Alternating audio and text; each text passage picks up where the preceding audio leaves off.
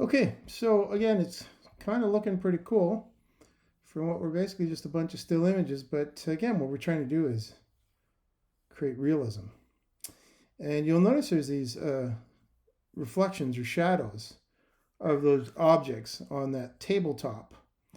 And of course, you know what would happen was when the sun rises in the sky, those shadows would get smaller because as the sun gets overhead, basically the premise of how the old sundial clocks work. So now what we're going to do is we're going to help to create that illusion. So let's take our playhead and make sure we're right at 0 seconds, 0 frames. And there's a layer called shadows. So we're going to select that shadows layer. And what we're going to do now is we're going to go up to Effect on the main menu up here. And under Effect, we're going to go down to Distort. And under Distort, we are going to go to an effect called Corner Pin. So it's right here, it's alphabetical. And you're going to see that what happens is it places kind of like an overlay, a grid over top.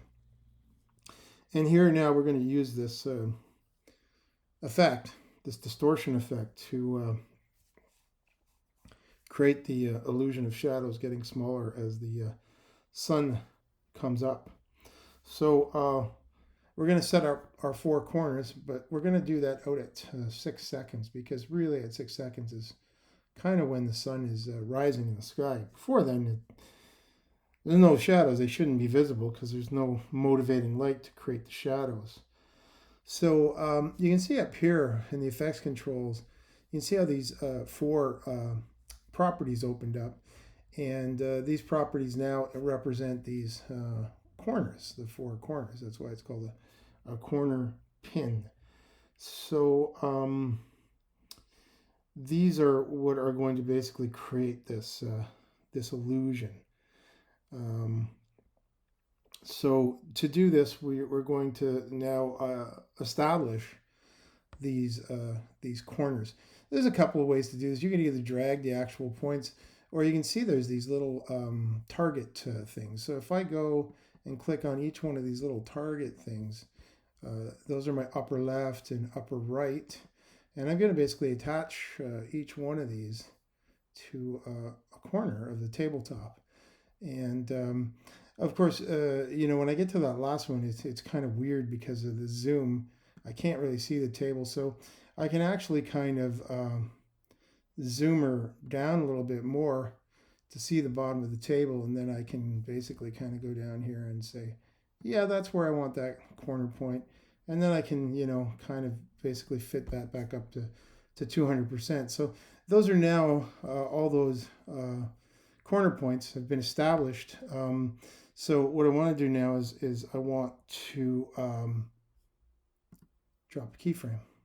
Now, what's weird is you're not going to see the keyframes. Now, if you want to see the keyframes, then this is what you'd have to do. You have to go down here and you'd have to hit U so you can see those keyframes that I just created up here. So basically, they're all replicated down here to give you that impression of what's happening. So it's just one of these things you kind of get used to after a while. So we're going to take that now and move our playhead all the way to the end now. And what we're going to do now is we're going to create that illusion of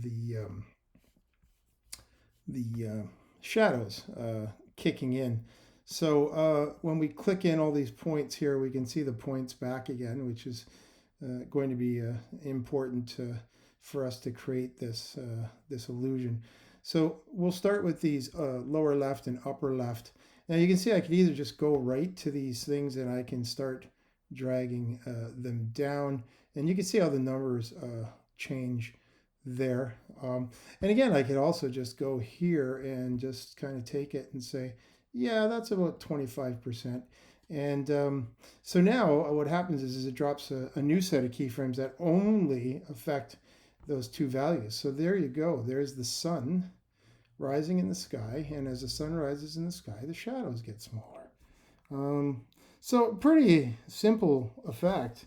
But yet it creates a pretty neat illusion. And again, now if you want, you can just rewind your playhead and close up those properties and hit your space bar and preview it. And yeah, pretty cool. You can actually see those shadows, appearing to shrink as the sun rises in the sky. All right, file save as. Save that version number. I'm all the way up to version 7 now.